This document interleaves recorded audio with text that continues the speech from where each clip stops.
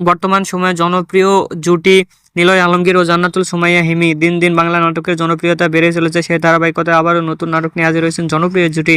নাটকটির নাম ব্যাকপ্যাকে ভালোবাসা। এই নাটকটিতে অভিনয় করেছেন বর্তমান সময়ের আলোচিত অভিনেতা নিলয় আলমগীর ও আলোচিত অভিনেত্রী জান্নাতুল সুমাইয়া হিমি।